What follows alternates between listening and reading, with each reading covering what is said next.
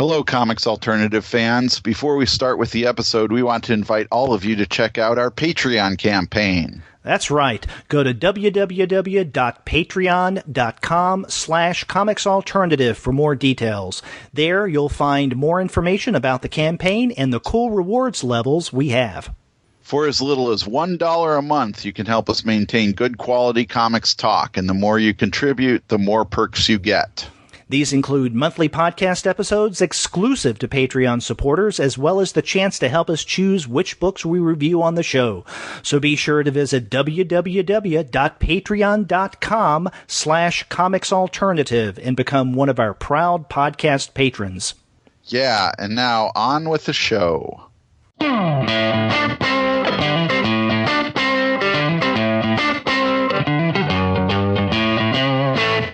This is the Comics Alternative, episode 182, a look at the April Previews catalog.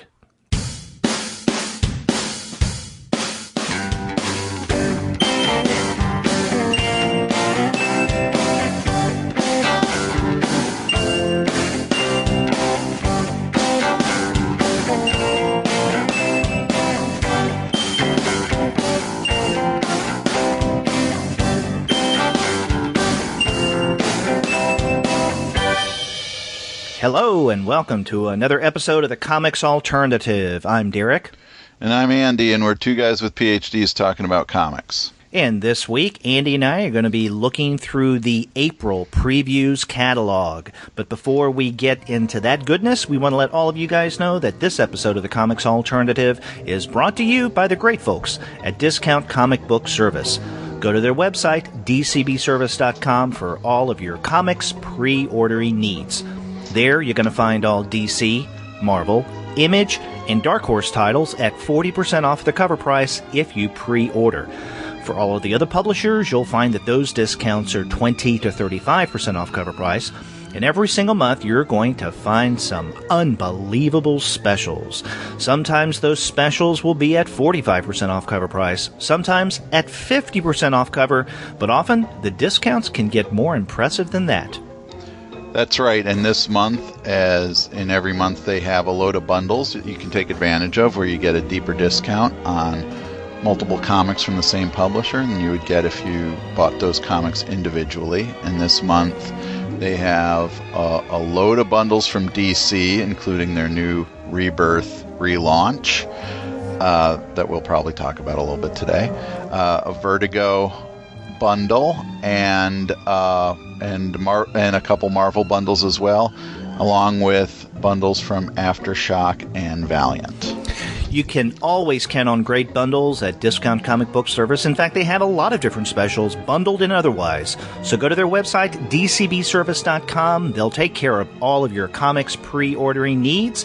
And after you do get your comics there, please be sure to send them an email and tell them that the two guys with PhDs sent you. That's right. And another place our listeners can go for some great deals is Just Coffee Co-op.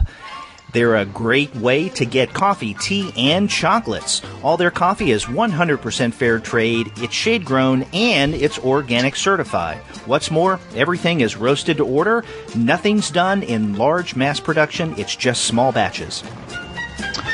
That's right, and if you go to their website and order some coffee, chocolate, tea, and other stuff, you can use the discount code COMICS when you check out and get 10% off. Plus, you get free shipping on all web orders all the time. That's right. It's a great way to get your coffee. That's justcoffee.coop.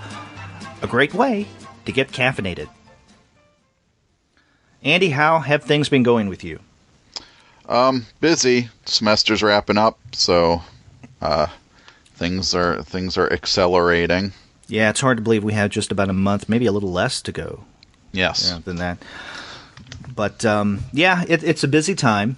It's good that you're back to do a preview show. Unless I'm mistaken, I think this is the first preview show you have done in 2016. Is that correct? I don't know. Is it 2016 already? Maybe you're wrapping up last semester. Yeah, that's right. Yeah.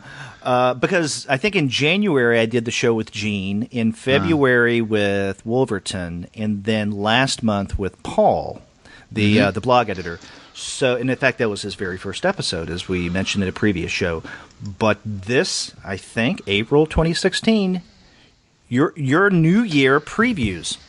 Oh wow, I hadn't thought of that. That's interesting. So we will I'll break in the new year and maybe sing Auld Lang Syne at some point. Yeah, as long as you're not wearing a New Year baby diaper.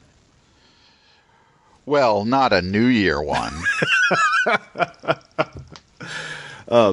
Before we get into the April previews catalog, there are a couple of announcements that we should tell our listeners. Over the past week or two, we have 2 new patrons on Patreon. Oh, great. And we want to welcome them as Comics Alternative patrons, Chris Wagner and Robert Pace. And both of those guys have signed up over the past couple of weeks. And thanks, Chris and Robert. Yeah, thanks a lot. Yeah, and if you want to get in on the fun, you can find out about our Patreon campaign by going to www.patreon.com/comicsalternative, or you can just go to our website, comicsalternative.com, and you will definitely see on the front page, actually I think on every page, a little icon for Patreon. So click on that, it'll take you right to our site on Patreon. Yeah. Yep. Thanks. Mm-hmm. And we do appreciate your support, everyone's support. Mm-hmm. The other thing I wanted to mention is, you know how, Andy, you and I talk about the actual reality, as we truly feel, of the comics alternative bump. Oh, yeah? Yeah, that when we mention a title on the show, soon after it seems to get some attention, critical attention, and we think, or at least we'd like to think, it's due to our podcast. Yeah, that's right. So has something received the illustrious Comics Alternative bump? It's not so much something as someone. A few weeks ago, I did our March on Location episode at Collected Comics and Games in Plano, and the store manager, Sabrina Smith, who usually doesn't join us for the longer conversation. Sometimes she'll pop on and then pop off, but she was actually there talking with us the entire time during that On Location episode. And one of the things that she had mentioned that she was particularly enjoying back in March was a couple of preview titles that were sent to her as a store manager. And one of those was issue number 1 of Nick Spencer and Steve Lieber's The Fix. Mm-hmm. She mentioned it. She played it up. She sent me via Facebook an image of a postcard that Steve Lieber sent her. And it says, it has an illustration that is from The Fix that he did just for her. And in the postcard, he writes, "Hi, Sabrina. Thanks for the shout out on the Comics Alternative podcast. Nick, Ryan, and I are all working hard on The Fix. It means a lot to hear it's well received. Steve Lieber." Steve Lieber is a swell guy. Mm-hmm. I have a Blackhawk sketch from him in my Blackhawk sketchbook. And now Sabrina has a sketch from him on a postcard on The Fix. So that's cool. And this is great because back in, not quite 2 years ago, this is on June 9th of 2014, Aaron Alexander published a brief interview with Steve Lieber, which was really good. And so not quite 2 years later, we have Steve back on the Comics Alternative, at least mentioned on the Comics Alternative, because of Sabrina. So Sabrina got a bump. Yeah. That's nice. So see, if you're on the Comics Alternative, then good things will come to you. I think so. Yeah, you and I are still waiting for this, but... Yeah.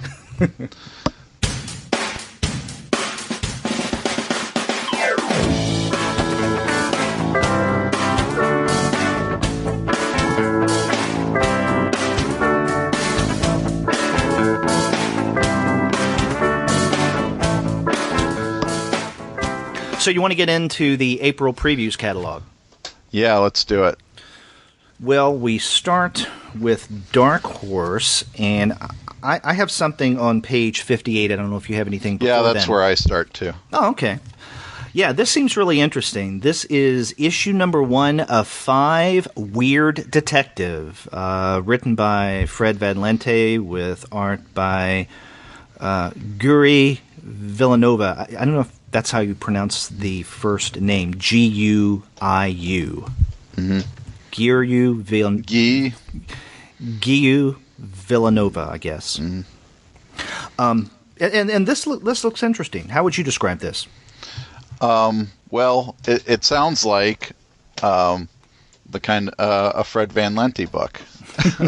It sounds like it's going to be a mixture of kind of weirdness and possibly some humor, but it is about a detective who is tracking monsters, but is also himself a monster. Mm-hmm. And it seems to have some Lovecraftian elements to it too, since the horrors that he's tracking down are seeking to usher in the unimaginable evil of the old ones. Yeah. So that is also something I think that's right up Fred Van Lente's alley as well. Yeah, and I noticed that Old Ones reference in the solicit as well, and I'm surprised and also pleased that they didn't mention the name Lovecraft in that solicit, because that would seem almost too obvious. And I know a lot of titles may do that, but this definitely looks interesting. I thought when I saw this title and read the solicit, kind of an interesting twist on something like The Night Stalker. Sure, yeah, that's a good comparison. If Kolchak was a monster himself. Yeah. And to some he may be, who knows. Yeah. But that looks good. So that is, I guess, going to be a 5-issue limited series. Yep. Yeah, and it's good that I don't know if that is going to be normal for Dark Horse, but to maybe launch this as a series of mini-series rather than as an ongoing that ends up getting canceled early. Right. Yeah, and it's safe for them, and also it's good for us, I guess, as readers / buyers, because we know it's a limited series. And I know that with some other publishers, Image being one, many times there may be a planned limited series or mini-series, but they won't announce it as such. Mm-hmm. And there's a reason for that, and I can understand why the creators may not want to broadcast widely that it's a mini-series, but it's, again, as a reader, it's good to know that. Yep. So where do you go next in Dark Horse? I go to page 79, so if you have anything before that, go ahead. Yeah, this is something I have on 65, a book, Alina. This is by Kim W. Anderson. It looks interesting. I don't know of Anderson's work. Apparently he is kind of an important creator in Sweden. Have you heard of him? No. Yeah. Is it a him, I guess? Or it could be a her. I don't know. No. It says that Anderson is the winner of the Swedish Comic Academy's Adamson statue, Sweden's most prestigious comics award. But this book, Alina, the solicit reads, Alina's life is a living hell. Since she arrived at a snobbish boarding school, she's been harassed every day by Philippa and the girls on the lacrosse team, but Alina's best friend, Josephine, is not going to accept that anymore. Not from the counselor or the principal, not from Philippa, and not from anyone else at that horrid school. If Alina does not fight back, then Josephine will take matters into her own hands. There's just one problem. Josephine has been dead for a year. So, the solicit itself, it's interesting enough. It didn't really draw me. The cover art, which may not be the final cover art, does look interesting, but also the fact that Anderson is this, I guess, award-winning creator in Sweden, that got my attention as well. So. Mm-hmm. And it's also, as the solicit says, a major motion picture. Oh, that's right. Yeah, I'm glad I forgot about that. Mm-hmm. So that seems interesting. And that is all that I have in Dark Horse. You say you have something on page 79. 9. Yeah. Okay. Wait, that's not... No, it's not 79. Where is it? I did something wrong here. I think I wrote down the page number for what it is on the screen. So it's page 70, not 79.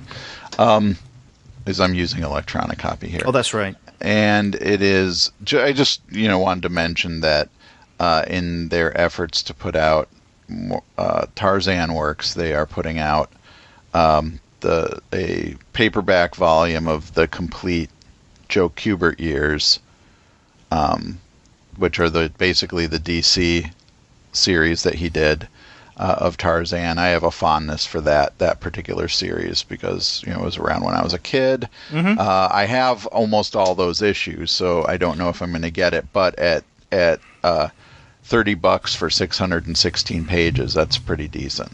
Right. Yeah, this does look interesting. And, I read some of this as well. I don't have my old copies, but it would be nice to get this. I'm glad you pointed that out. Actually, that's something that, curiously enough, I overlooked just because on the facing page was something that made me roll my eyes. Oh, okay. Superman versus Aliens. So. Oh, that's a good comic. Yeah. You may not feel that way, but I like that comic. And that's fine. I don't know. I'm just not one for these kind of crossovers. Okay. There's nothing wrong with them. They just, I don't know. They don't do it for me. Do you have anything else in Dark Horse? No. Okay, so that leads us to the DC section of this month's previews, which is really not there. We have in the DC area what would normally be the DC solicits, something like you'd find with Marvel, right? Just a few highlights, because DC is, I guess this is going to be ongoing, going to be including its own previews insert. Right. And I guess they're starting to do this because of Rebirth. Possibly. Image is doing this also starting, I think, next month or the month after. Right. And, okay, go ahead. No, because I have some thoughts on this. So I'm wondering if this isn't just a larger trend and maybe not necessarily tied to Rebirth. I don't know.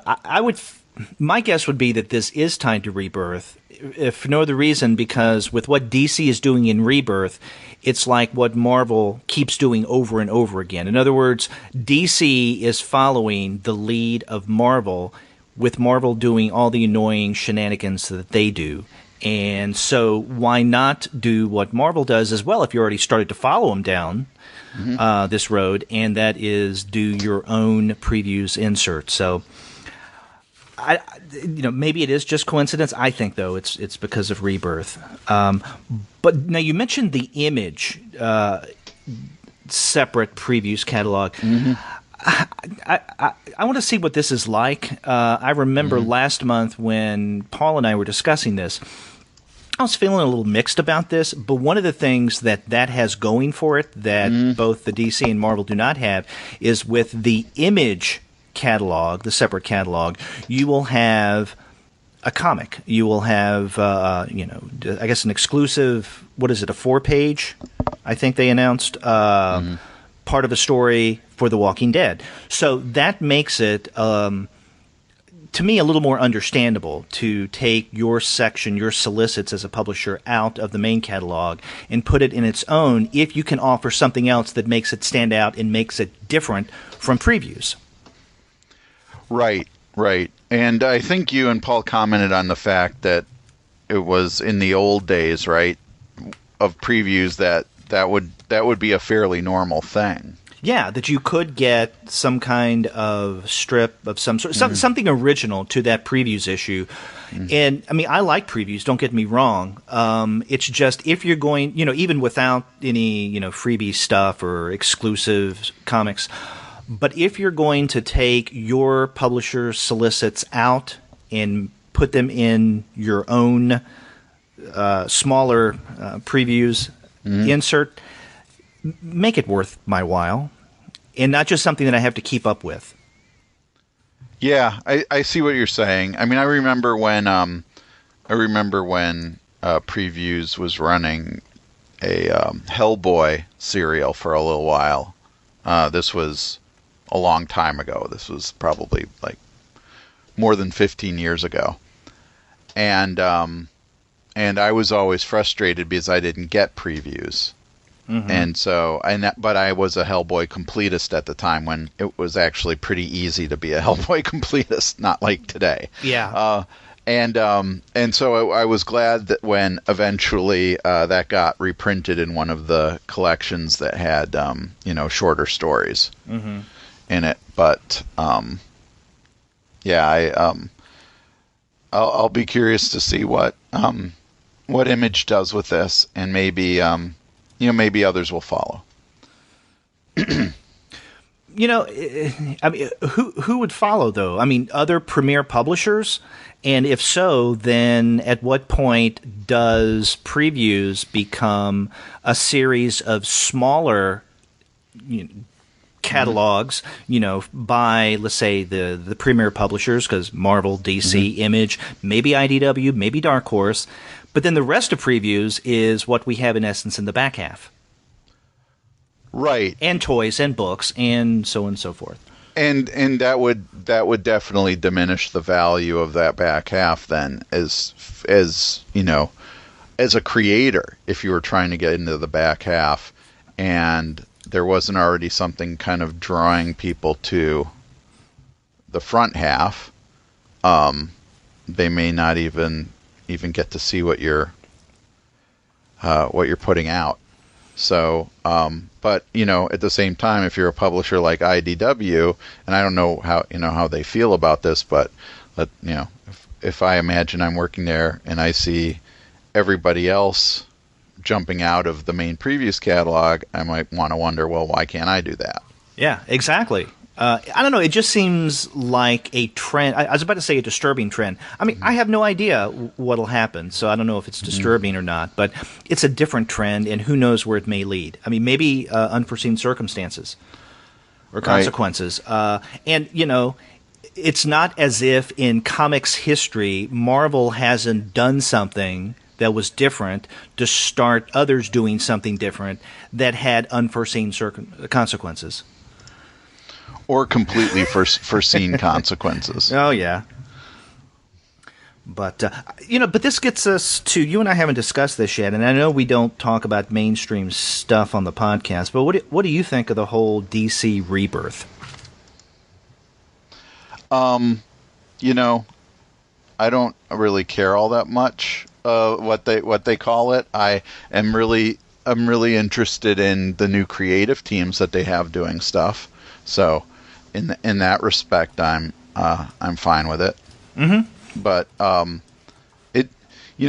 to be honest with you, I am not as annoyed with this stuff as you get, and it is I can see how it can confuse some people. I can see how it would be frustrating to be a comic book store owner and try to collect back issues and put them in the right order. I can see how it might be frustrating to be a new reader to a series, like, say, what happened to a friend of mine, where she went to get, I can't remember what comic it was, but she thought she was buying number 1 and number 2 of the same series, and she bought the new number 1, but she bought number 2 of the previous run that didn't even go a year before it relaunched as a number 1, and that was a Marvel book. Mm-hmm. So surprise. I can see having that happen and being really frustrated. And when you throw into that variant covers and things like that, I used to be able to just look at a comic and know whether I had that issue or not. And now I don't know anymore when I look at certain DC or Marvel comics. But if they end up making better comics, I'm okay with it. Yeah, you mentioned a couple things there. The confusion that this can cause, or the headaches that this can cause shop owners, as well as people who are coming to a title new and may not know that something has been relaunched, 2 or multiple times. So, I mean, there's that. And you're also right, and this really annoys the friggin' hell out of me. But I try to make a distinction between the stories themselves and then what the publisher's doing. I in no way do I hold the creators responsible for this stuff. It's the executives and the upper editors who are making these decisions to launch, relaunch, number, renumber, and all of that. And I guess on a kind of a broader philosophical level, that gets on my nerves. Okay. But once I get into a title, then I can enjoy it. And I can forget that this is something that has been renumbered for the umpteenth time within a 12-month period, or something that, like in the case of DC, some of these titles, I think Action and Detective, are going back to legacy numbering. Right. And then others aren't. So because of this lack of consistency, that adds another level of potential confusion. So, I can forget some of this stuff in the midst of reading the title, especially if I like it. But if I pull back and look at what the big two are doing in kind of a general sense with their titles and their brand, I don't know, it's annoying.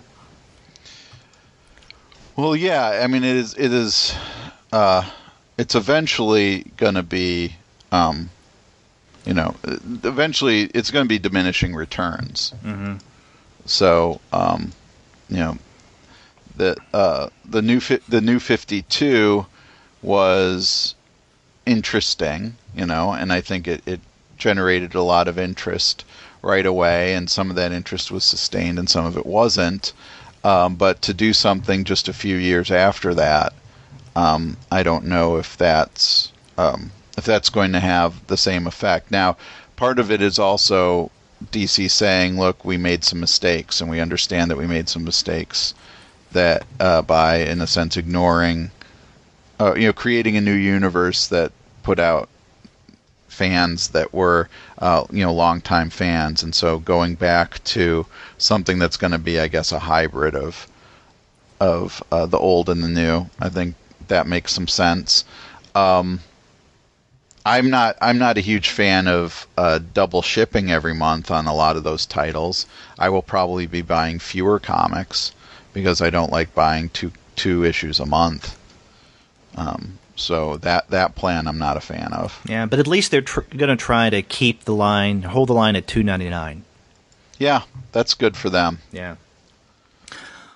But, okay, so all of that being said about Rebirth, I don't really have much to say about the DC separate catalog, except for maybe a couple things in the Vertigo section. Do you have anything before Vertigo? Yeah, I don't have page numbers marked because I didn't really download that thing, but that extra thing. But this new Hanna-Barbera line is ongoing, and in this previous catalog we see the debut of Wacky Raceland, which is the idea of basically taking Mad Max and Wacky Races and putting them together as one comic. So, which is an interesting mashup. It is an interesting mashup. I am probably gonna get it, even though I'm also guessing it might be terrible. Yeah, but get it because I don't know. Maybe it's something similar to what people say about a traffic accident. You shouldn't watch it, but your attention is drawn to the wreckage. Well, no, I don't know about that. It to me, it's more of like this idea is so preposterous that if the creators were allowed kind of unbridled imagination going into this, project, then that I would be really fascinated with it. And as opposed to, say, what they're doing with Scooby-Doo, which feels like it smacks of trying to do Afterlife with Archie with Scooby-Doo. Yeah. And I don't know what's going to happen with the Flintstones, but that looks terrible. But this has some potential. Yeah. Do you have anything in Vertigo? Just that the Sheriff of Babylon first collection is coming out, Volume 1. That's one of those series that that's probably my favorite of the new Vertigo series. I've been a little confused about how DC's soliciting it, because I think when it originally was announced, it was an 8-issue series, and now it's a 12-issue series. So I'm guessing they're going to do, 2 volumes of 6 issues for the trade paperback collections. But I'm really enjoying that series. So and I felt like right away that this would be the kind of collected book that I would give to somebody who's not even a comic book reader, but might be interested in, crime novels or procedurals, and they might get into it. Yeah. I'm with you. I think that this is one of the strongest of that latest wave of new titles that Vertigo came out with. And, we discussed early this year on a Publisher Spotlight episode. So, I'm glad to see this out. Also, the first volume of Red Thorn is on that same page, solicited on the same page.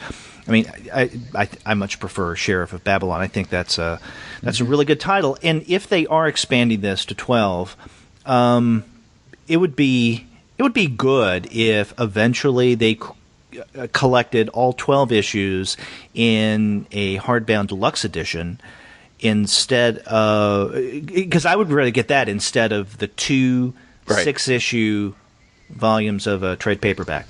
Mm-hmm. But the fact that this is coming out, I think issue 7 is solicited this month too, right, if I'm not mistaken. So that also has the potential of somebody getting that, really liking it, and wanting to pick up the individual issues for the rest of the series. Yeah. So, the issue number 7 of Sheriff of Babylon is going to be going on sale June 8th, and then the first volume of the trade paperback is July 13th. Yeah, there you go. So, there's that. And speaking of deluxe editions, as I had mentioned, of wanting with Sheriff of Babylon, on that following page in the DC section is Scalped Deluxe Edition Book 5. This is the last one. And I know I've commented on the Scalped Deluxe Editions in the past, and so I guess this is the last time in a preview show that I will be mentioning this, because they're wrapping up. This collects issues of Scalped 50 through 60. Yep, until they put out the Scalped Super Deluxe Edition, and you just turn over your wallet to them. Yeah. No, I won't do that. But they probably will put out the deluxe editions in paperback. Yeah. So you can get the trade paperback, the originals, and then the hardbound deluxe editions, and then, who knows, another couple years from now, the paperback deluxe editions. Okay.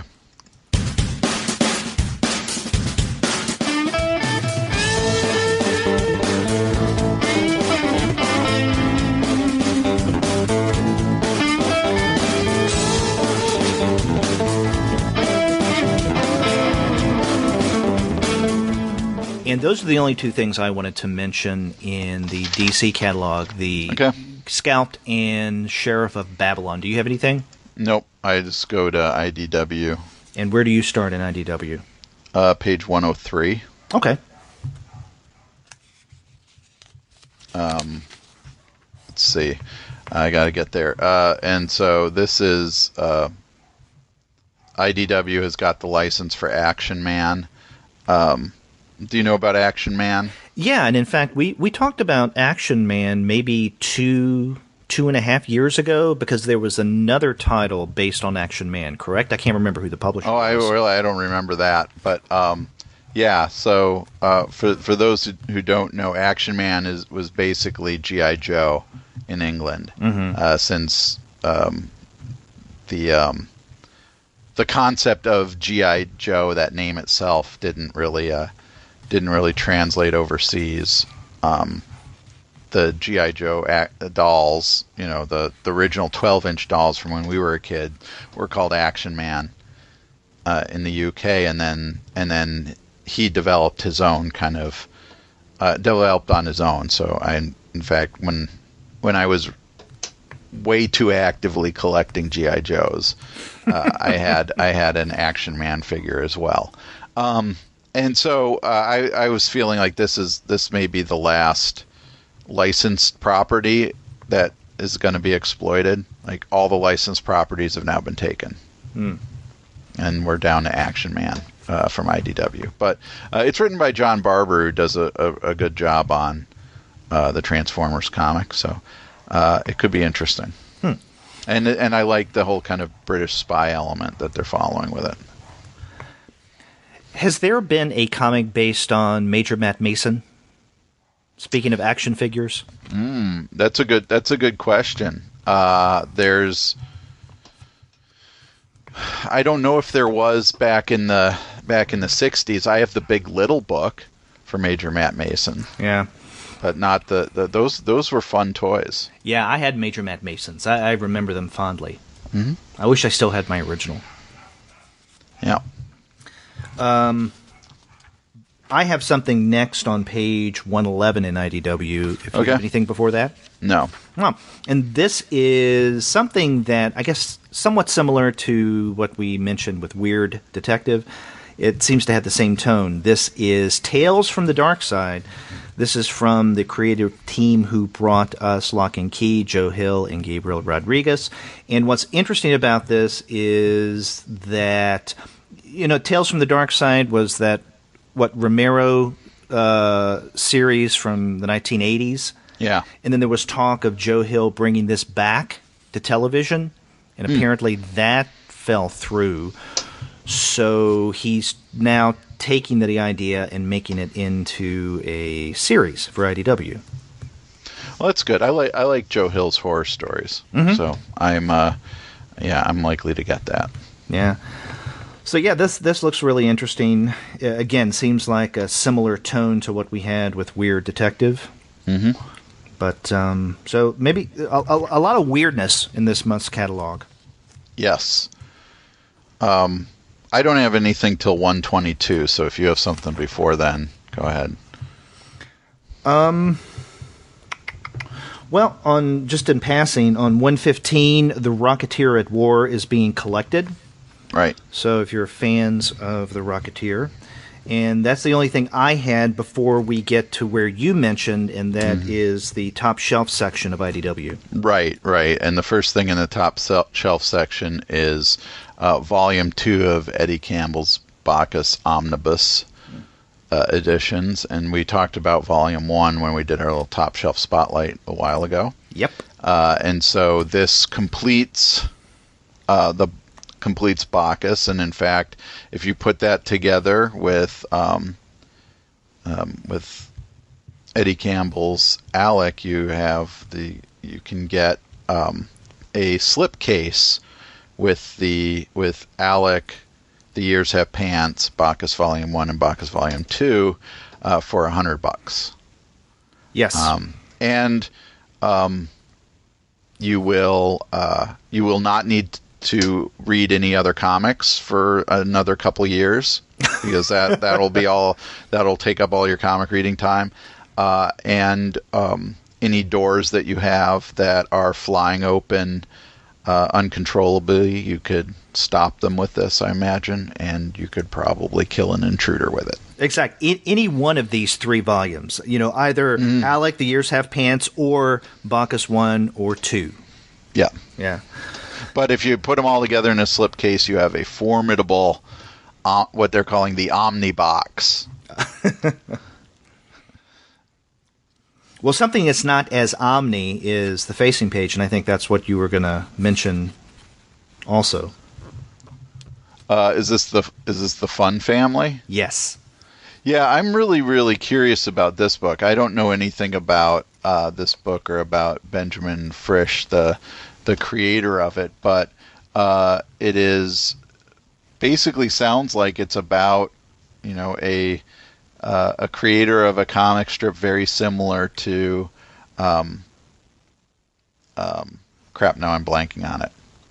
Family Circus. And but this one, this is about the creator behind such a comic strip or a single panel comic, the Fun Family, and the family that he has based his comic on has a bit of a dark side. So this looks like it's drawn in a kind of cute comic strip style, but it's going to have some darkness to it.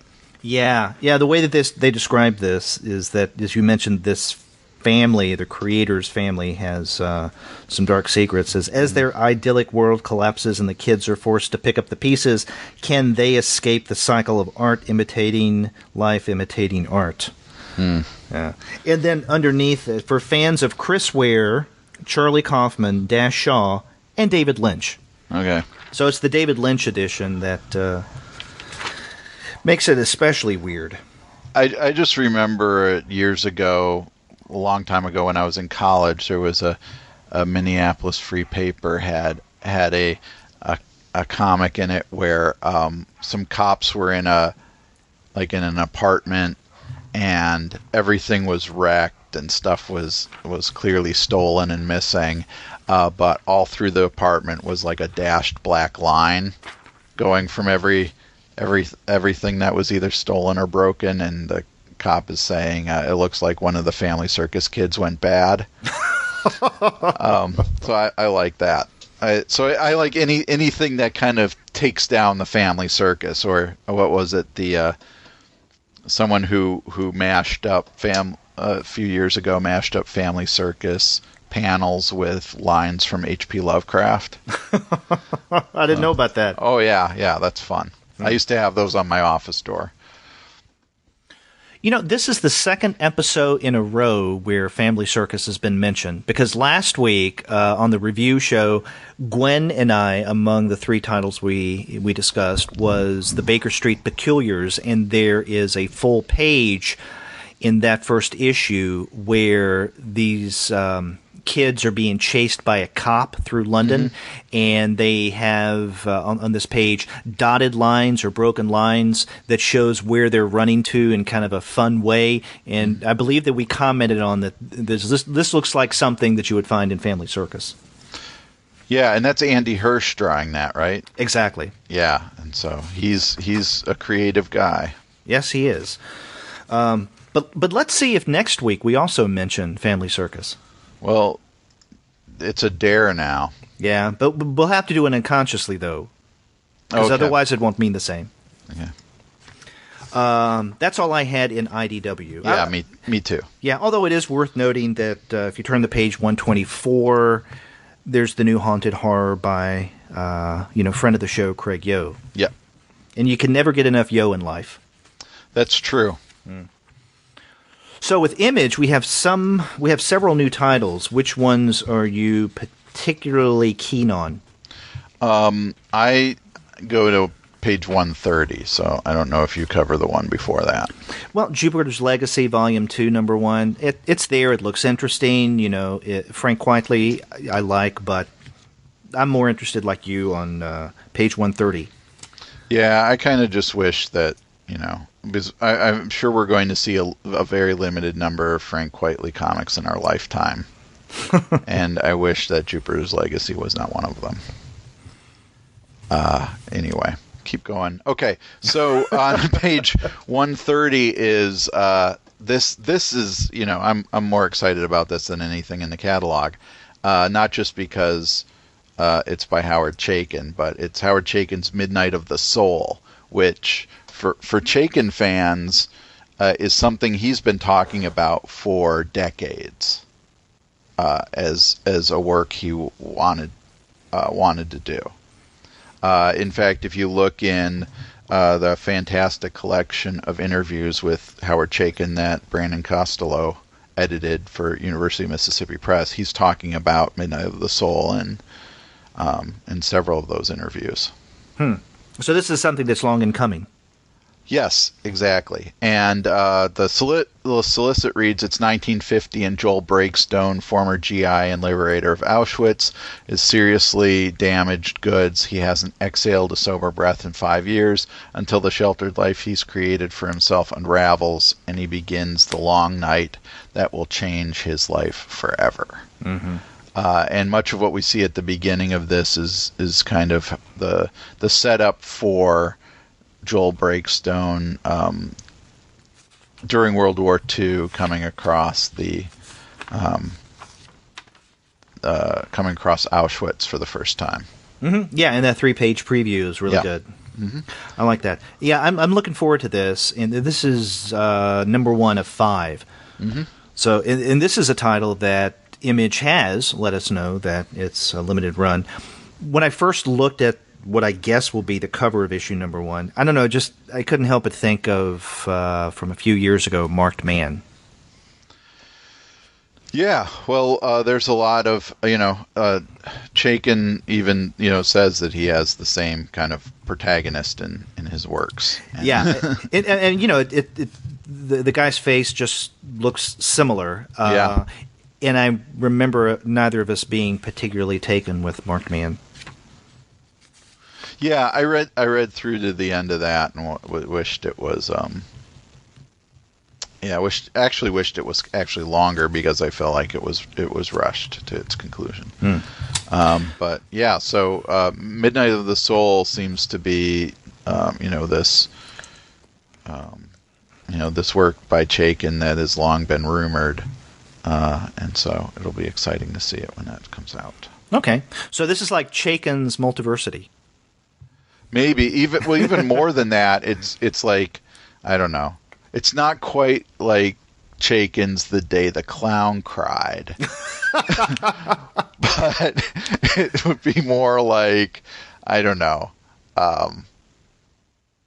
There's probably a lot of other comic books that have been rumored that have never come out, that we're still waiting on.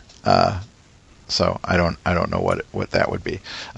I hope it's not Chaykin's Day the Clown Cried, though, they both do have to do with the Holocaust. Yeah. And it was Jerry's birthday a couple weeks ago. I know. I watched The Bellboy in my office to celebrate. Oh, that's a good one. Yes. I think I watched some scenes from Ladies' Man.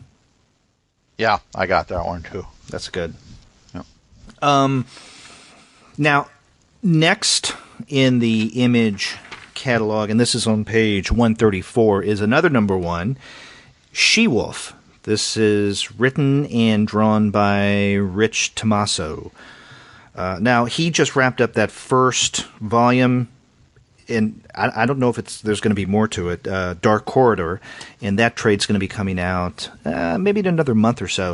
But now he has a new series here, and this is described as surreal exploration and horror as the story follows a teenage girl who believes she's been bitten by a savage werewolf. Soon after, she begins to experience feverish nightmares that seamlessly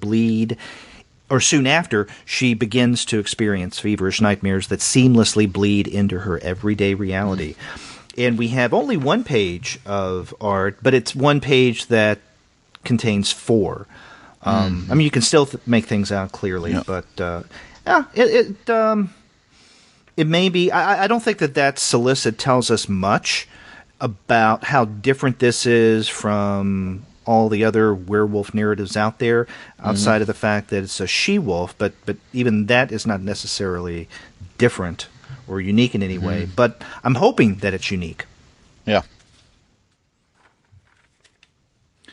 And I think that's all the new number 1 single issues, right? With Image.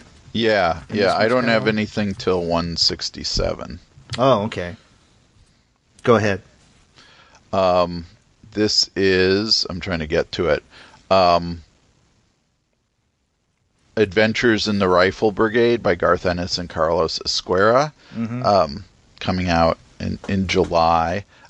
This was originally 2 3-issue miniseries from Vertigo quite a while ago. Did you read those when those came out? No, I didn't, but they're doing with Adventures in the Rifle Brigade, what they just recently did with Bloody Mary, right? Because that also was a Vertigo release, and then Image put out this most recent trade, and so I guess they're going to do this with Adventures in the Rifle Brigade.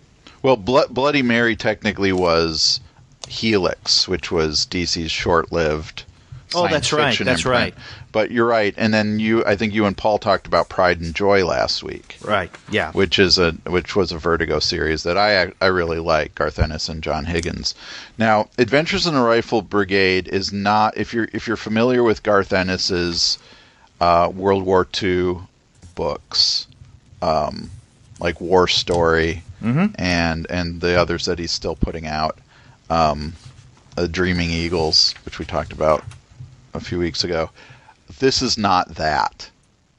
This is more of the over-the-top, violent humor of Garth Ennis, and the second story arc in this book. So this collects both 3-issue miniseries. Operation Bollock involves the quest for Hitler's missing testicle, which has supernatural powers. So there you go. Magic balls. Yeah, and that's timely since also it's been recently in the news about Hitler's anatomy. And then I go to the next page too, which is another book I'm really excited about coming out this month. Another reprint of an older and, in this case, much beloved series, China Clugston Flores's Blue Monday. Right, exactly. Did you read that when it came out originally? Oh, yeah, and I have the original issues. Now, had this been collected before in trade? I think so. It originally came out from Oni, was it? Oh, God. That's a good question. I just assumed that it was Image, but I may be off here. No, it wasn't Image. I know that for sure. Okay. But it's moving over to Image, and this is a great book, and it came out, I think, originally as certain kind of indie books were rolling out that I was getting into, and that and now I'm trying to think of what the one that Jen Van Meter did was about the band. Crap, I'm blanking on it now. Seemed that those came out right. I feel like right around the same time. But Oni, yes, it is Oni. Yeah. Look that up. Okay. And so this was a great series when it came out. And so we're getting Blue Monday Volume 1, The Kids Are All Right, reprinted, and it's $9.99, which is a really good deal. And in fact, if you get it through Discount Comic Book Services, it's $4.99, and you cannot go wrong there. These are great comics. Yep. And so I'm assuming that the other volumes of Blue Monday they're going to be releasing in the future. Yeah, and Absolute Beginners and all that. Yeah. Yeah, and this seems like a no-brainer because if Raina Telgemeier's young adult graphic novels are the kind of sales juggernauts that they are. China Clugston Flores's Blue Monday was really kind of doing that kind of teenage adolescent story. A story, not exactly the same, of course, but and appealing to young female readers years before Telgemeier was doing it, and so it just makes sense that this could be out to attract the readers who are into Telgemeier's work. Mm-hmm. Now, I'm going to have mod music in my head for the rest of the day. That's a good thing to have. It is. So I do not begrudge this solicit at all. Mm-hmm. Do you have anything else in the Image section? The only other thing I have on page 172 is the first collection of Monstrous by Marjorie Liu and Sana Takeda. Are you reading this?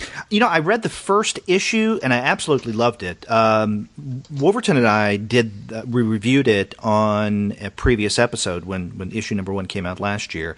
And one of the reasons why we reviewed it, well, one, it looked good, but also Andy knows Marjorie Liu. He had a writing course with her. Oh, of wow. all things, yeah. So he specifically wanted to discuss this one, and I was bowled away by that first issue.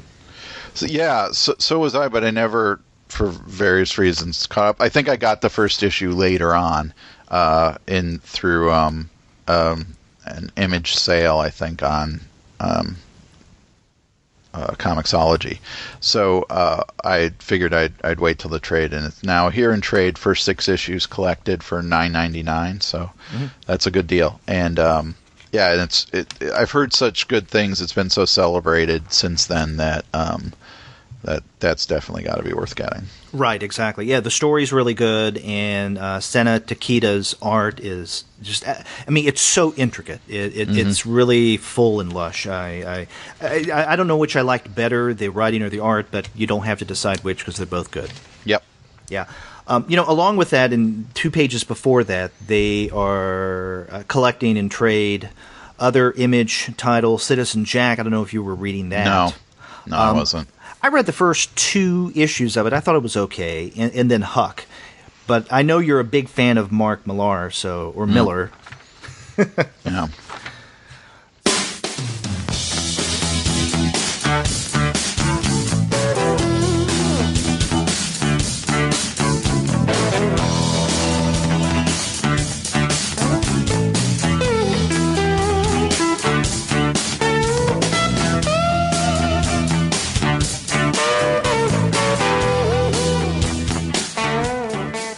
But that's all that I had in Image. Yeah, I'm done there. So now we go to the back of the catalog. Yeah, unless there's some outlier in Marvel. No, I didn't have anything in Marvel. Okay. I have something beginning on page 194. Yeah, that's where I start too. A new Aftershock series, The Revisionists. This is written by Frank Barberi and art by Gary Brown.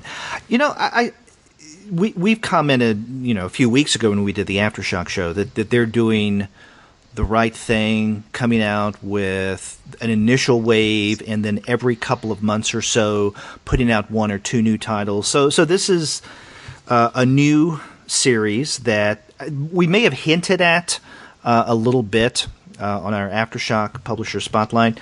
But another thing that's interesting about this is Frank Barberi and we've talked to him a couple of times on the show when we've been at cons. We've never had a formal interview with him, like one-on-one, but right. You've talked to him before when you've been at a con. I've talked to him, and he's a really nice guy. He does really good work, and he strikes me as one of these creators who deserves much more attention than he's getting.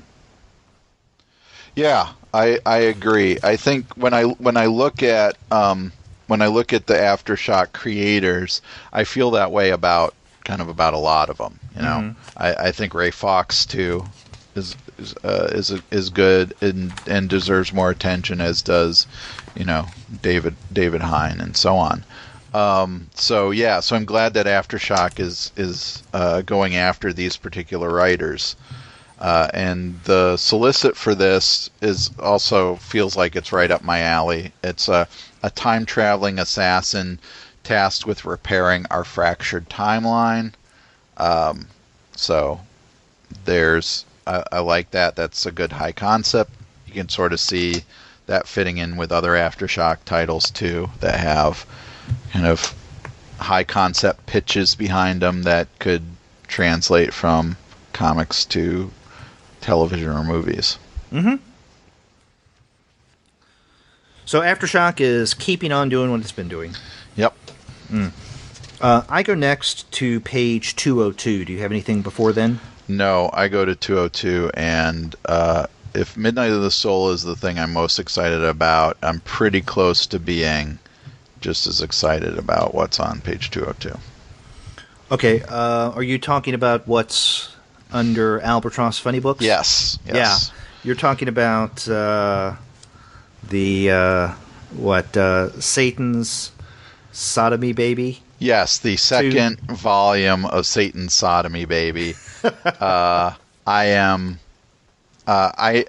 did not get the first one when it came out, and I've kicked myself for that because as Eric Powell, the creator behind it, promises that it's only offered once, it's never going to be reprinted, and it's not available digitally. But I did have a friend who got it, and he graciously let me read it. And it is, I mean, it's not for all audiences. It's not safe for work, but it is hilarious. If you get Eric Powell's sense of humor from his other works, it is out of control. Yeah. See, I haven't read it, but I've heard of it, so I was excited about this one. And you're right. They say in the solicit that this is available one time only. This, Satan's Sodomy Baby 2, never to be reprinted. Mm-hmm. Not sold digitally. Yep, and that is the case with the first one as well. Yeah. So that's something to look forward to. But another Eric Powell title that's right above this one, and this is issue number 1 of Hillbilly. And I guess you take both of these together, Hillbilly number 1 and then Satan's Sodomy Baby 2, they're underneath the publisher Albatross Funny Books, and of course, originally with The Goon, it was published through Powell's own, I guess, a self-published title, Albatross. But he's been a Dark Horse creator, and I'm wondering if this is a new direction that Powell's going, or if he's getting back to self-publishing his stuff. Yeah, that's a good question. I think Satan's Sodomy Baby is definitely something for him to publish. But yeah, I mean, and it says Hillbilly is described as an epic, so clearly this is his next long-term series. Mm-hmm. And now the Goon's still going on, right? It hasn't ended that I'm aware of. But it seems more like a series of miniseries, right? Right. Yeah, kind of like Hellboy. Right. Yeah. I'm just wondering if the Goon will continue to come out through Dark Horse as it has been, or maybe Powell's doing something with Albatross again. Yep. I don't know. Also on page 202 and then primarily flowing into 203 is the alternative comics section. Mm-hmm.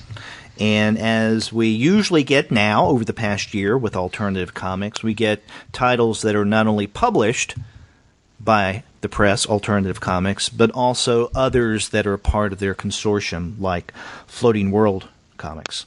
Mm-hmm. Right. And Hick and Hawk and whatnot. So now here we have the issue number 2 of Magic Whistle, Sam Henderson's Magic Whistle, Volume 3. But then the Floating World title, which is on page, 203, Miss U.S. of Heya. It's a one-shot. Mm-hmm. And then a Press Gang production is issue number 2 of Sun Bakery. And I guess it was a couple of months ago that issue number 1, maybe it was last month, I can't remember, but not too long ago, issue number 1 of Sun Bakery. Yeah, I pre-ordered issue number 1 because I like Corey Lewis. I loved Shark Knife when that originally came out. But, the 7 years it took for Shark Knife Volume 2 to see the light of day does make me wonder if we'll see Sun Bakery number 2. On the same schedule as it's solicited for here. Mm-hmm. Well, if all goes well, Wolverton and I will be doing a publisher spotlight on Alternative Comics and the consortium at the end of this month. Good. That's if everything goes well. Okay. We may have to push it back, but we'll see. Mm-hmm. So there's something to look forward to. Yep. And we can always expect good stuff from Alternative Comics and, again, the other publishers within their group that they distribute. We also can always expect great things from Big Planet Retrofit Comics, which is where I go next. I don't know if you have anything before 226. Okay. So you're skipping over the Three Stooges comic from American Mythology. Yeah, I am. Well, let me finish talking about, because I was setting up the Big Planet section. No, I don't want to talk about the Three Stooges comic. So okay, I was just kidding. Go ahead. I have that's what I have next is Big Planet. Yeah. No, we didn't even mention the Three Stooges when issue number 1 was solicited. No. So, but no, on page 226, James Kochalka, Elf Cat in Love. Mm-hmm. So, and his stuff is always fun. It used to be that I felt mixed about Kochalka, but over the past several years, I've become much more drawn and fond of his work. Yeah, I agree. I agree too. And the stuff that he puts out through Big Planet too is pretty funny. What was the one about the fungus? Was it Fungus? Oh, was it just called Fungus? I can't remember. Maybe I don't know. That was a fun title. Mm-hmm. Yes. So yeah. I'm hoping this has that same sense of humor that he shows in so much of his work. Mm-hmm. Agreed. So where do you go next? I go to Boom on page 234. So if you have anything before that. No, not on two. I got on 236, but you talk about because 234. I figured you would skip right over the Lumberjanes Gotham Academy crossover because it contains two of your least favorite things: crossovers and Lumberjanes. Okay. Lumberjanes isn't one of my least favorite things. I'm just a little more discerning in my analysis of Lumberjanes than a lot of people. Oh. Well, okay. How's that? And this is written by China Clugston Flores, the previously mentioned creator of Blue Monday. So I'm excited to see this because I think that Gotham Academy is one of the best books DC's putting out now. Lumberjanes is great, and so putting these two things together, they have similar sensibilities and approaches to character, so it feels like a good fit. Right. Now, I know that earlier I said that I don't like it when different publishers start crossing properties just to see what shakes out. And for the most part, I'm not a fan of that at all. Although, when it comes to Lumberjanes and Gotham Academy, this makes more sense to me because, as you pointed out, the audience for both of those titles each relatively the same, or I think they're attempting to go for the same kind of audience, and so why not pull both of these properties together and see what happens? I mean, to me, I'm okay with something like this. I didn't mention it because I'm probably not going to get this. Mm-hmm. Perhaps at some point I'll read issue number 1 just to see what it's about. But I'm not as critical of the Lumberjanes Gotham Academy crossover as you thought I would be. No, that's fine. Yeah. I just like our listeners to think that that you hate things that are good. Yeah. And, that are beloved by many. Yeah, exactly. Well, I like for our listeners to think that as well. Okay. Yeah. So then I go to 236 also. And I guess what I want to say about the two titles that are on page 236, which is Charles Soule's and then Greg Scott, Strange Attractors, number 1 of 5, and then R.J. Ryan and David Marquez's The Joiners, 1 of 4, is that these aren't new stories. Right. And the solicit only the solicit only kind of hints at that, right? I'm trying to see where that that Strange Attractors is presented for the first time as a limited series. Right? That phrase seems like it could be a little misleading. It is a little. It is a dependent clause there as a limited series. Because you have the original graphic novel of Strange Attractors, right? Both of those, yeah. I've got both Strange Attractors and The Joiners. Yeah, and I remember getting Strange Attractors from Sewell at Heroes Con when he was there a few years ago.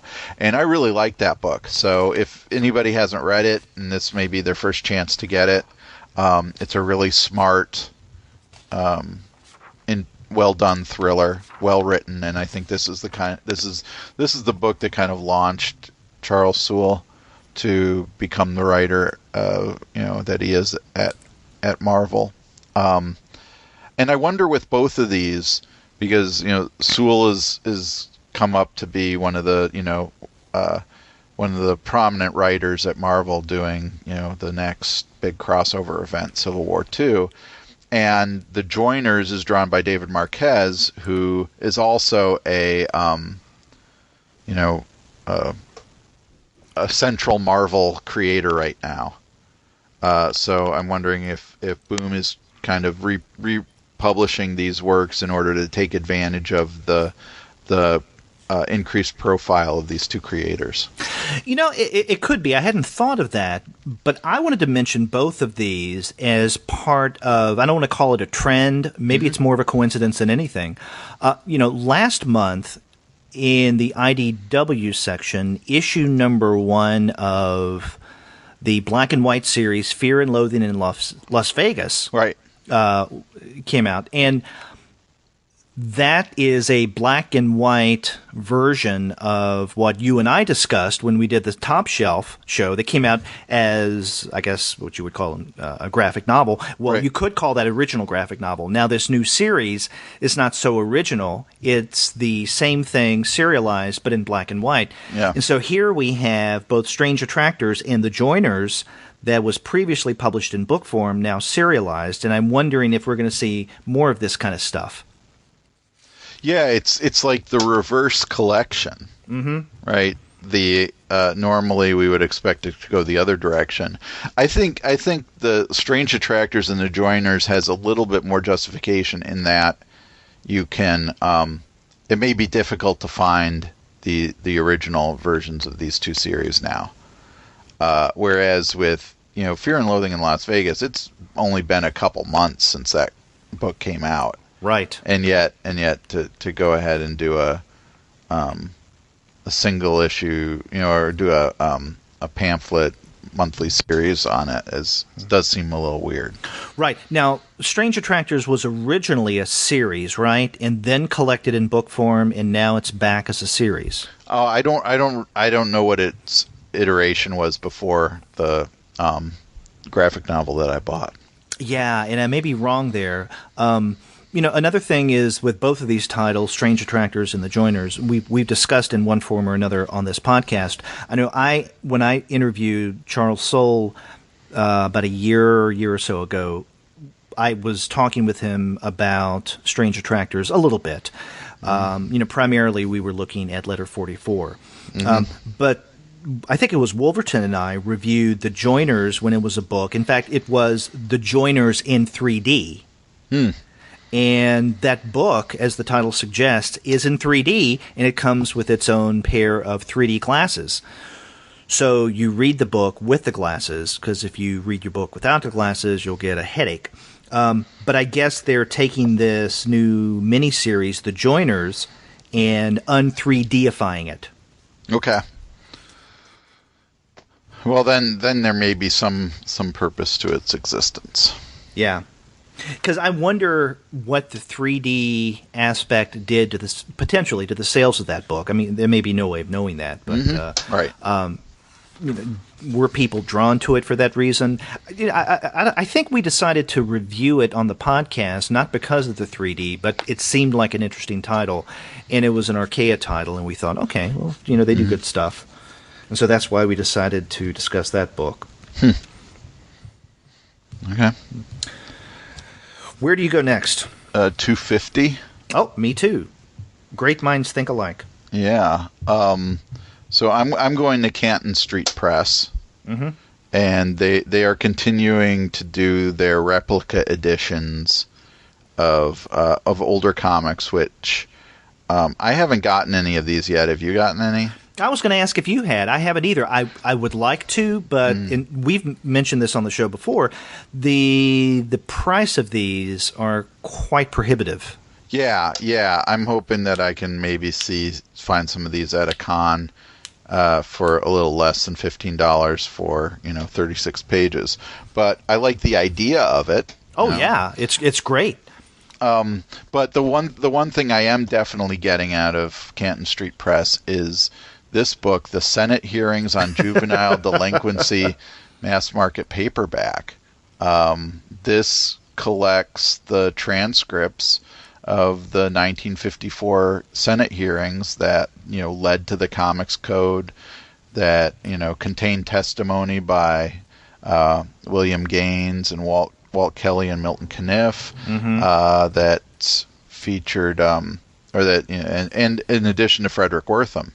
So this is a key piece of comics history. Now I'm sure you could go to the the GPO and get a copy of this probably for free, since we're American citizens. Right. But I like the idea of collecting it as this bound mass market paperback. So I'm definitely getting that. Are you an American citizen? Sort of. I'm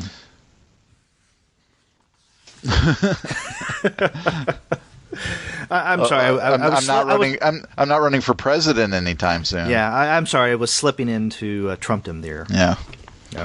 But yeah, this is interesting. I don't know if I'll get it, but this is what drew my attention to the Canton Street Press section this month, as well as Torchy #1. Yeah, Torchy by Gil Fox. I think if you're going to get a, if you're going to drop $15 on one of these things, that is some good comics. Yeah, I just wish that these Canton Street Press editions weren't $14.99. Yeah. Oh yeah. Yeah. But as you mentioned, maybe we'll get lucky and see them at a con for a reduced price. Maybe at Heroes Con. Yeah. Yeah. And by the way, we should mention, I don't know if we've announced this on the show yet, but we will be back. The Comics Alternative will have a table at Heroes Con this year as we did last year. And so we'll be in there in Artist Alley. We don't know where yet, but we have plunked down the money for our place. So if you're heading to Charlotte in mid-June, what is it, the 17th and 18th? It's around there? Something like that. Yeah, that middle part of June. Then, you can see us. Yep.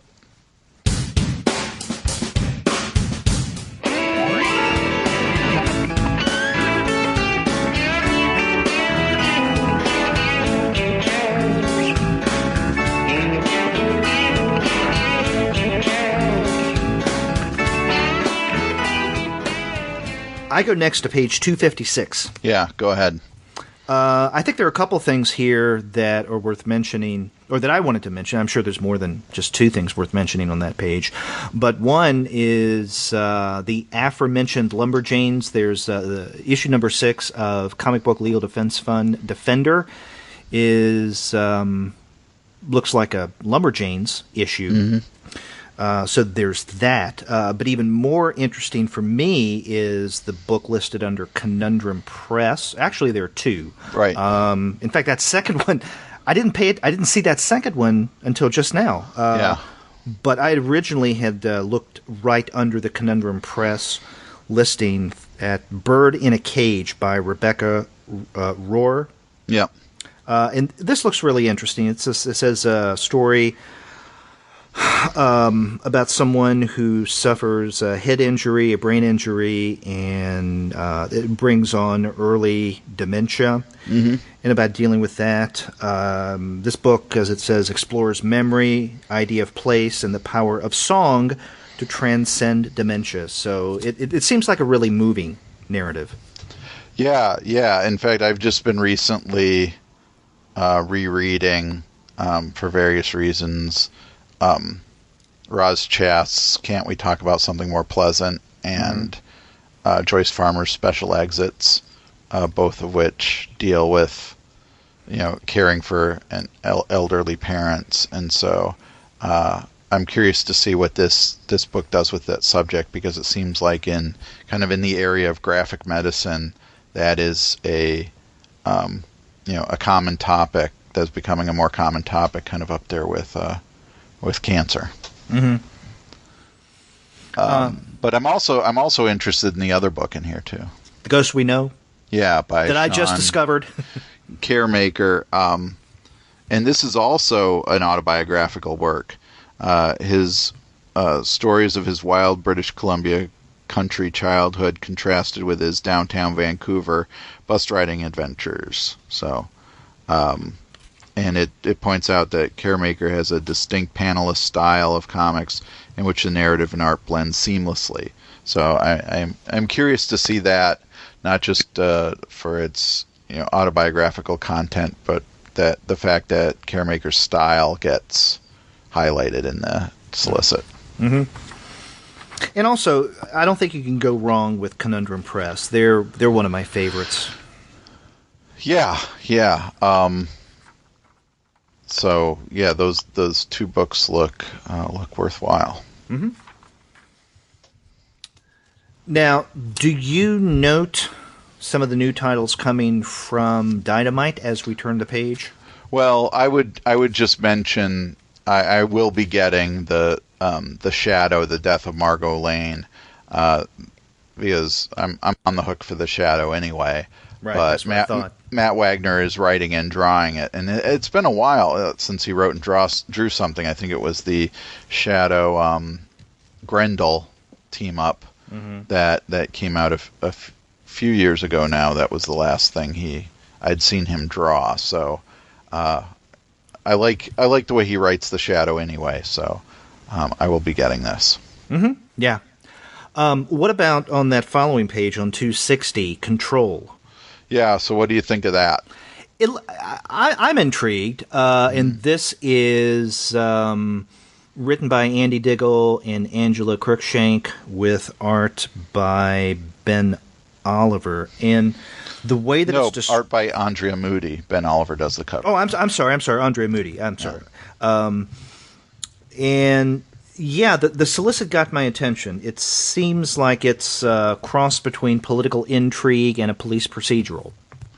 Yeah, and that cover of that first issue has a ball gag wrapped around the butt of a gun and a pair of American flag panties on it. So I don't know what to, and it says for mature readers. Yeah, I'm not sure. Not just panties, a thong. Oh yeah. So this looks interesting. I don't know if I'll get this first issue because this is one of 6, and I may just wait till the trade comes out. Okay. And I hate to say that because I know that doesn't support creators as they're making this, but I much prefer trades, and may not want to double dip on this. Okay. I don't know. I'll see. Yep. But do you have anything else in Dynamite? Well, I'm just gonna fly past and mention the collection of of Warren Ellis's James Bond series. The first story arc is collected, Vargur, and I'm even more on the hook for James Bond than I am for the Shadow. In fact, when in January I had my 47th birthday, I made it the 0047th birthday. That's right. I spent the entire weekend watching James Bond movies. So, which was worth it. And so, I like what Warren Ellis is doing with James Bond. He's long been, commented on being a James Bond fan himself, and he does do a lot of kind of long, silent action set pieces that let the artist Jason Masters,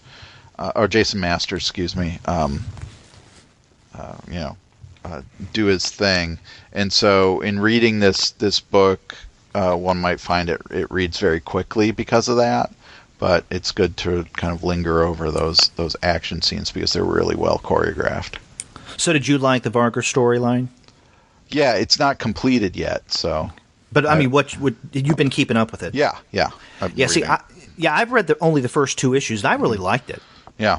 I didn't stop reading because I didn't like it. It's just, I only have so much time.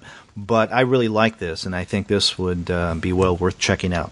Yeah, I make time for James Bond. Yeah. Okay. Well, I know you did recently. Yes. Much to the chagrin of any deadlines I have currently looming over my head, but there you go. I go to Drawn and Quarterly next. Yeah, me too. That's 283. Correct. Mm-hmm. And we have what looks like 3 new titles that are solicited under Drawn and Quarterly. Only one of those I was going to mention, and that is Segura Mizuki's The Birth of Kitaro. But that was solicited a few months ago, but they're just resoliciting now because I pre-ordered it and then it was canceled. And now it's just resolicited. As you know from a recent manga episode where Shay and I discussed Segura Mizuki, I really like his work, and I like what he does with the character Kitaro. Now here we have this collection, The Birth of Kitaro. Right. Yeah, and I just recently reread was Onward Toward Our Noble Deaths. Mm-hmm. Yeah, and that's an amazing work. It is. So I'm assuming that now The Birth of Kitaro will come out. Now, the other thing that looks interesting here is Lisa Hannawalt's hot dog taste test. Yeah. And I'm not familiar with Hannawalt's comics. Are you? I feel like the name's familiar. Like I've seen her maybe in an anthology or something, but nothing's coming to mind right away. Because as Drawn and Quarterly usually does, every issue of previews they resolicit previous titles from those who are coming out with new stuff, like in this case Segura Mizuki, but also they're soliciting Hannawalt's My Dirty Dumb Eyes. And this is on page 284, and it looks fun as well, but I'm just not familiar with it. Yeah. But hot dog taste test looks interesting, and dealing as it says with foodie subculture. Mm-hmm. So again, you can always expect good stuff coming from Drawn and Quarterly every month, and you can also expect really good things every month from Fantagraphics, and that's where I go next. I don't know if you have anything before. Nope, you're reading my mind. Yeah, I think we're almost of one mind. Well, we've been doing this long enough that we should probably guess what each other's going to be able to do. Yeah, it's almost like we're an old married couple. Yeah, and I want a divorce. Well, I thought that was the last episode you were on. That's right. Why am I still here? Yeah. Okay. Oh. But no, there in the Fantagraphics section, a few titles that look really interesting. The one at the top of the page by Paco Roca, and I'm not familiar with Paco Roca, is Wrinkles. Right. It's described 2 elderly residents of an assisted living facility employ clever tricks to mask their ongoing deterioration, culminating in a riotous nighttime breakout. With echoes of One Flew Over the Cuckoo's Nest and Cocoon, Paco Roca's acclaimed graphic novel squarely addresses the fears of growing old in a world of humor, humanity, and sensitivity. So apparently this was also adapted into an animated film in 2011. And it says this is the acclaimed graphic novel. So what was the original language, or where was it originally published? Yeah, I don't know that, but clearly this is a translation of of an older work, which is great that Fantagraphics continues to do that. Yes. So that's one. What in the Fantagraphics section gets your attention? Well, I think almost everything in here is interesting to me. I don't know how to pronounce love, LOVF. It looks like it's an E that has had the bottom of the E kind of obscured. Right. LOVF, an illustrated vision of a man losing his mind. This looks like it's a kind of multimodal text, not just a comic, but something that mixes all these other things. I'm curious to see what that looks like. That could be a really interesting kind of art piece. Right. Although I got the impression, and maybe I was wrong in assuming, that maybe the original art was multimodal, but then the reproduction of this is, just the image of the original. Yeah, right. Yeah. And then below that is a new book in the Eye of the Majestic Creature series, I think, for Leslie Stein. And I really liked Bright Eyed at Midnight last year. I remember. And so I wasn't familiar with Leslie Stein before that, so I don't know anything about this series. So I'm curious about it.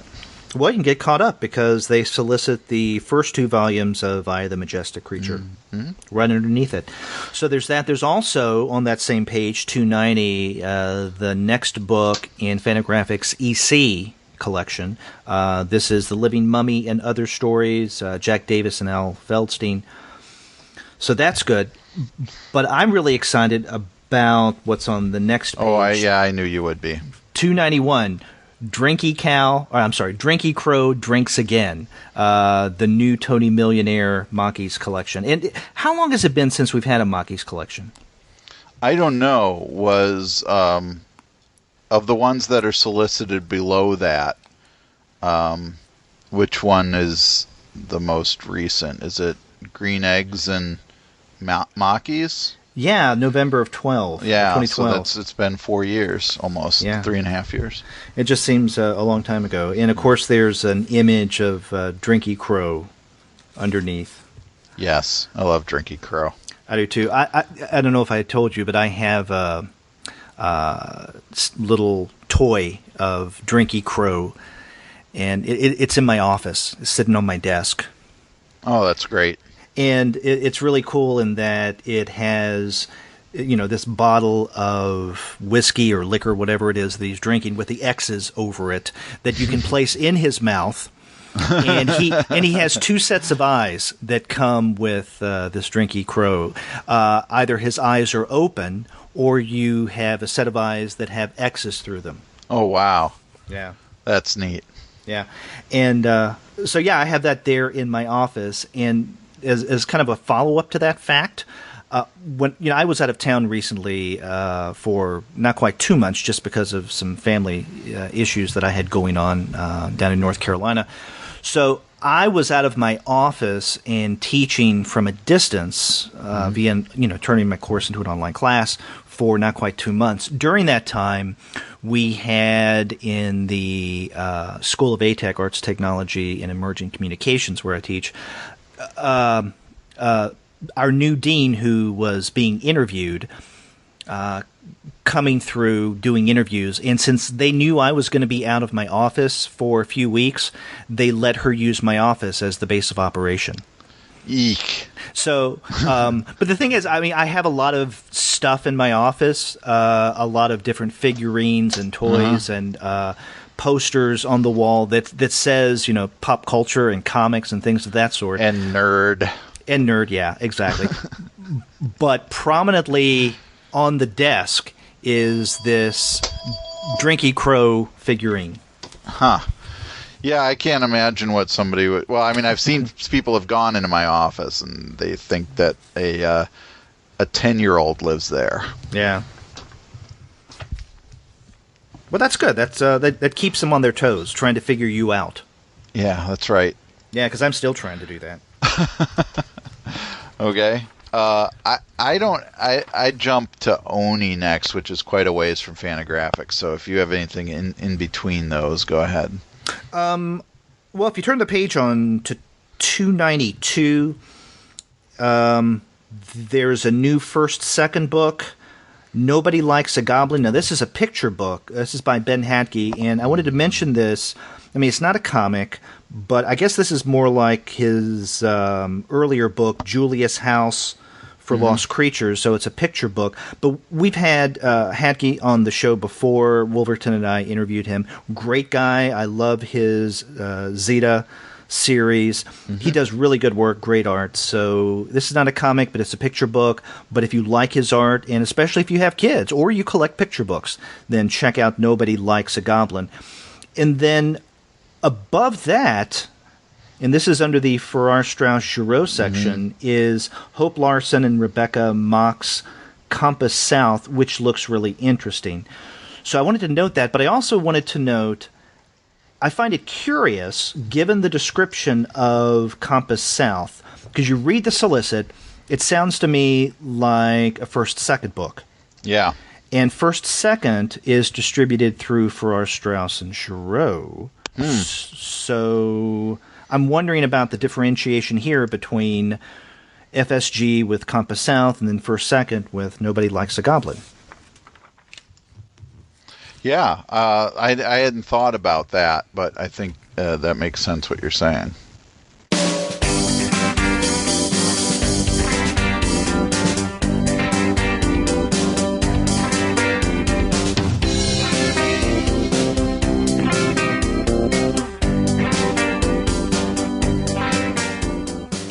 And then if you turn the page on 294, there is under Gen Manga Entertainment, Sorako. This is by Takayuki Fujimura.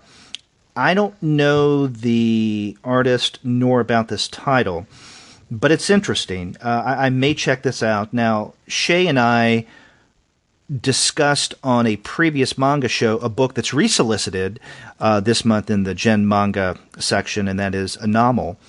And that was pretty good. We should mention that this in the catalog is Manga Month. So they highlight a lot of manga here. And Sorako seems interesting. It says, Sorako lives an ordinary life, and this is an ordinary story. She has friends and family, loves her dog, thinks about life, and occasionally looks for work, kinda. These are the adventures into a typical girl's life. And I like that kind of slice of life type of storytelling. So it may be something worth checking out that Shay and I can discuss in a future episode of the manga series. Okay. And you had said that you don't have anything until the Oni section? Yeah. Okay. Yeah, I've highlighted a few things here or there. I don't know. Oh, one thing I wanted to mention. Oh, this is, on page 301. And this is Grand Central Publishing. Inde, A Story of the Apache Wars. And this is written by Ethan Hawke with art by Greg Ruth. And so, as the title suggests, this is a history of the Apache Wars with, I guess, Mexican governments. So it brings us Geronimo, or someone who eventually became known as Geronimo. I'm interested in this. I might get it. I don't know. Is that the Ethan Hawke that wrote it, the actor? I do not know. It doesn't say. So. No, you would think that if it was, that they would mention that as a selling point.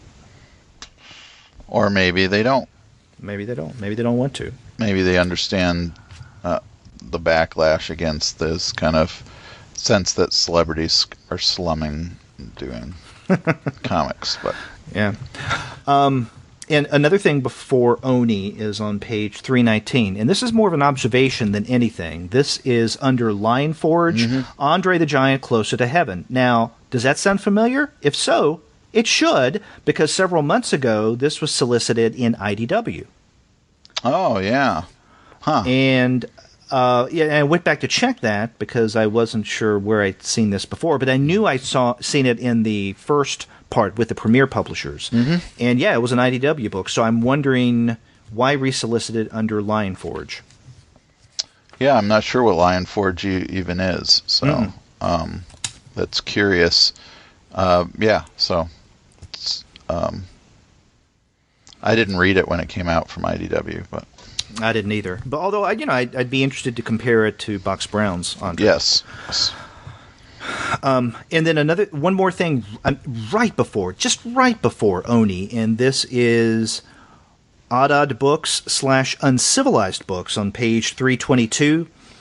Now, I know what Uncivilized is. I don't know what Odd, and I'm not sure how you pronounce that. Odod, Odd. Mm-hmm. So I guess this is a joint venture with Uncivilized, and this is Musnet, the Mouse of Monet, by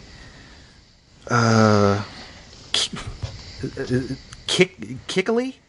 Yeah, wouldn't it be Mousne? Mousne, yeah. That's Monet. right. Yeah, Monet, Mousne. And basically you have, I guess as the subtitle suggests, Monet's mouse, or a mouse associated with Monet. Okay. But then we get to Oni. Yeah, and the only thing I want to mention in Oni is on page 327, and that is that we're getting the final issue of The Sixth Gun, issue 50, and it's huge, 72 pages. But that's a series I like a lot. It feels like it's been a while since... well, actually, it's been a while since I've read an issue. I think 42 or something, or 44 was the last issue I read. So I'm looking forward to finishing this series off. Mm-hmm. I might just do a massive reread of it at some point soon. Yeah, I really like The Sixth Gun. I read it. I read the first 3 narrative arcs at your urging, and I enjoyed it. I think it's great. I didn't go on to read the rest of it. I guess just a matter of time. I'd like to read everything. Yep. So this is finally going to wrap up. Yep. And I have another thing in Oni. Okay.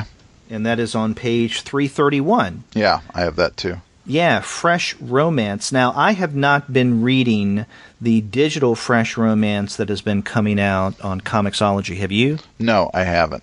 But it's an interesting concept because it's, I guess, a new take on romance comics.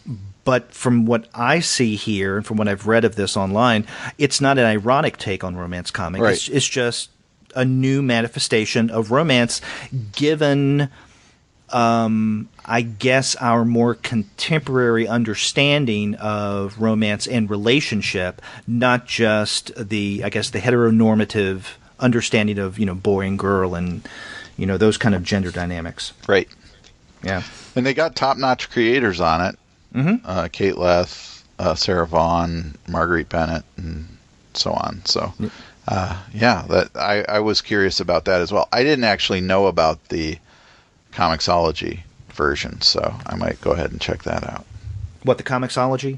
Yeah, I didn't know about that. So yeah, but I mean, you said you may check out the Comixology digital. Yeah. Okay, yes, yeah, yes. Because I would guess that that's doing well enough to justify them collecting this in hardbound form. Sure. So yeah, this is 224 pages. I don't know how many issues that is digitally, but yeah, something worth checking out. I go next to page 333. Okay, go ahead. And this is something that I've really looking forward to. This is under Pegasus Books, and this is a comics adaptation of Albert Camus' The Stranger. Yeah, I'm a little curious about that. I didn't mark it, but I'd be curious to see how that's adapted. If it's done straight, or if it is, has some kind of creativity to it. Mm-hmm. Yeah, I got some promotional material about this. I definitely want to discuss this on a future review show. If for no other reason, I guess I still am. I'm just not as avid as I used to be. I used to be a big-time enthusiast of Albert Camus, and even did a little work on him. And as far as I know, this is the first comics adaptation of a Camus narrative, unless there's something I'm not aware of. Do you know of any? No, but now that you mention it, it kind of surprises me that somebody hasn't done The Plague already. Right, exactly. It would seem like that would lend itself pretty well, especially in this day and age. Yeah. Well, maybe this is the first of what could come. We'll see. I think it'd be great to have an entire series of comics adaptation of classic existential short stories and novels. Yeah, and no exit plays.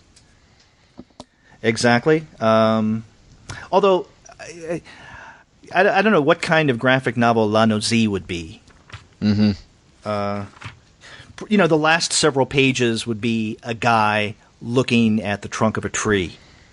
Yeah.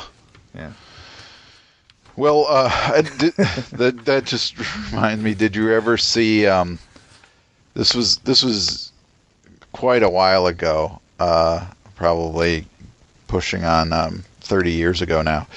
That some of the editors at National Lampoon put out a book called The Book of Sequels. Did you ever see that? No, I didn't. And one of the things in there was a comic adaptation of Waiting for Godot, of Beckett's Waiting for Godot, that Russ Heath drew, and it was called Godot Action Comics, and so it was drawn in a very, very like kind of Russ Heath's kind of actiony style of not so much that there was action happening, but people were yelling at each other and stuff, and it was all very, very thrilling for something in which nothing happens. Wow. So that would be I'd like to see what say Robert Sikoriak would do with something like that. Well, he did do something with Waiting for Godot. Yeah, but with the existentialist. Right. Oh, yeah. Yeah, exactly. In fact, I think that his version, Sikoriak's Waiting for Godot, has Beavis and Butthead. Perfect. Okay. Yeah. I go next to page 336. Okay. I don't go to 340, so go ahead. Okay, and that is in the Self-Made Hero section, and this is yet another Lovecraft adaptation by Ian Colbert. This is The Shadow over Innsmouth. Yeah, honestly, I couldn't remember if that was one we'd already seen or not, because we've gotten quite a few. Yeah, same thing. Same here. I thought, wait a minute, has this been previously published and just resolicited? But no, this is brand new. It's going to come out in a few months. Well, good. Yeah. So there's that. And, we did have him on the show, I think it was last year, wasn't it? Yeah. And that was a fun conversation. Yes, I did like that show. Yes, and he does Lovecraft well. Yes. So you say you go where? 340. Okay. And this stood out to me from 10 Speed Press. Cook Korean, a comic book with recipes, by Robin Ha. It's described as the intersection of cookbook and graphic novel in one easy-to-use package dedicated to this increasingly popular Asian cuisine. The basically comic is Robin Ha is illustrating the steps it takes to make the recipes. 64 recipes in total, with about 2 pages per recipe. I like that idea. I like when comics are being used in different ways. So a comic cookbook seems like a no-brainer. So yeah, it does. And also this is listed, it has the manga month stamp on it. Yeah. And, there is a tradition in manga of books dealing with food and food preparation. Right. This is very different, though, in that it is a cookbook in manga form or comic form. Right. And then I jumped to 401 next, so I don't have anything for a while. So if you got anything in between. Okay. Yeah, a couple things. On page 361, this is in the Titan Comics section. Titan does, everything British, everything BBC. And here we have a new Sherlock title, Sherlock Study in Pink, #1. Are you a fan of the BBC Sherlock? Yeah. So this is going to be an adaptation of the episode, I'm assuming. Yeah. So there's that. And then, also apropos of Manga Month, Beginning on page 366, we have some solicits from Tokyo Pop. And we haven't seen Tokyo Pop in quite a while. In fact, just the other day, I was wondering what the hell happened to Tokyo Pop. But apparently for the past 5 or so years, they haven't had a North America publishing arm. So that's what happened to Tokyo Pop. Now, they're back, and I guess we're going to see them in previews from here on in. This month, they have, among other things, they're soliciting Disney's Alice in Wonderland, a new series, the Finding Nemo. I won't get these, but I'm just glad that Tokyo Pop is back. Are they an arm of Disney now? Oh, God, I hope not. Well, all that they have in here are Disney books, so. Okay, yeah. Oh, God, I hadn't thought about that. That's depressing. Okay. So anything else before 401? Yes. In the Viz Media section, there's several things that I like there, but they're kind of well into a series that I'm reading. But one I think is definitely worth mentioning is on page 392, the second volume of Inio Asano's Goodnight Pun Pun. Now, just last week, Shay and I put out our March manga episode, and one of the titles we discussed was Goodnight Pun Pun Volume 1. Mm-hmm. I absolutely love that series, and I like Inio Asano already, but then Goodnight Pun Pun, I'd heard of it, but I didn't know what it was about, and it's a very different kind of manga that at least I'm used to from Asano. It's wild, it's weird, it's trippy, and I'm glad that in this month's previews, volume number 2 is solicited. I strongly recommend that. Goodnight Pun Pun and Asano's A Girl on the Shore, which is published by Vertical, have to be two of the best books, comics-wise, that I've read in 2016 so far. Great. So who knows? We may have some manga on our year-end list. Well, you are definitely getting more exposure to it with the manga show. Yeah. Okay, so you go to 401. Mm-hmm. And that's under Z2 Comics. There's two things on 400 is the next issue of Jarrett Williams' Hyperforce Neo, and I like Jarrett Williams a lot. I like Super Pro KO. And but the new series here, The Sweetness, written by Miss Lasco Gross and written by Kevin Colden, her husband.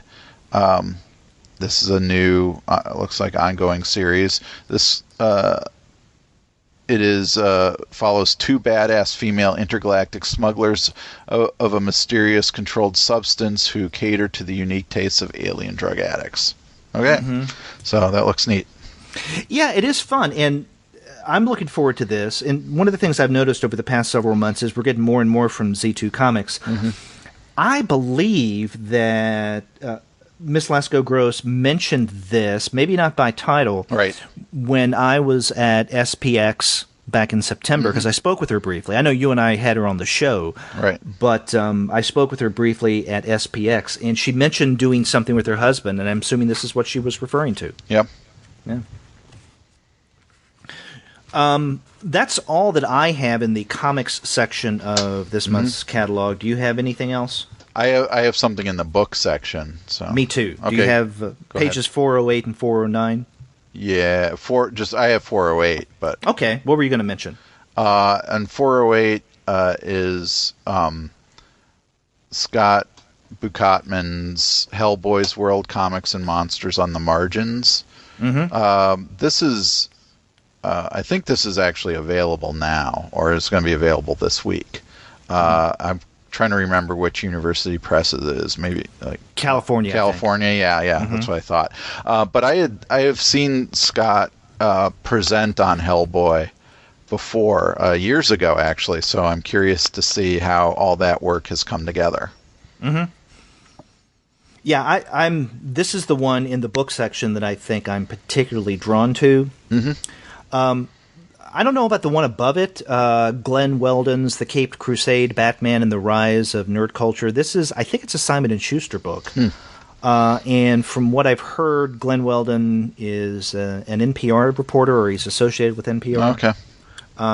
So that'd be interesting. Mm-hmm. And then on the facing page on 409, there's something that you and I have discussed off mic, and that is Bill Shelley's Otto Binder, The Life and Work of a Comic Book and Science Fiction Visionary. And this, in a shorter version, has previously been published, but now this is a longer, fuller work. And, I'm trying to remember the publisher of this. I can't remember. But because I know that Bill Shelley got in touch with us recently, and we may have him on a future episode for an interview. Yep, possibly. Yeah. So that's worth checking out as well. Yep. And do you have anything else in the catalog? I'm done. Yes, I am too. I'm cataloged out. Okay.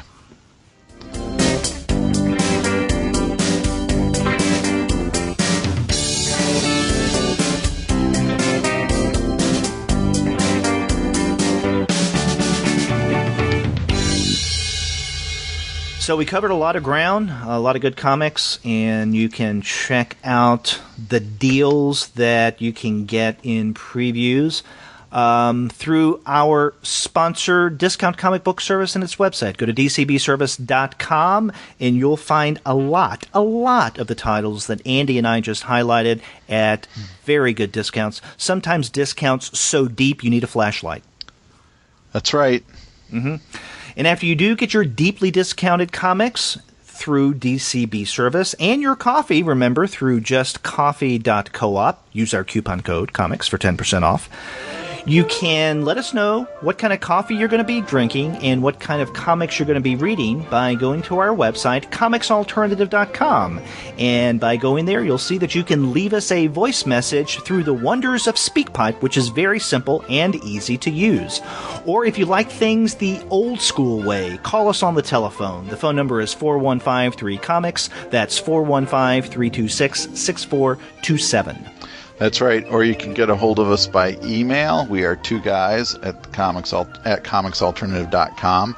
Or you can get a hold of us individually. I'm Andy at comicsalternative.com. And I'm Derek at comicsalternative.com. And we also have our Twitter feed where we announce new content to the podcast as well as updates to the blog.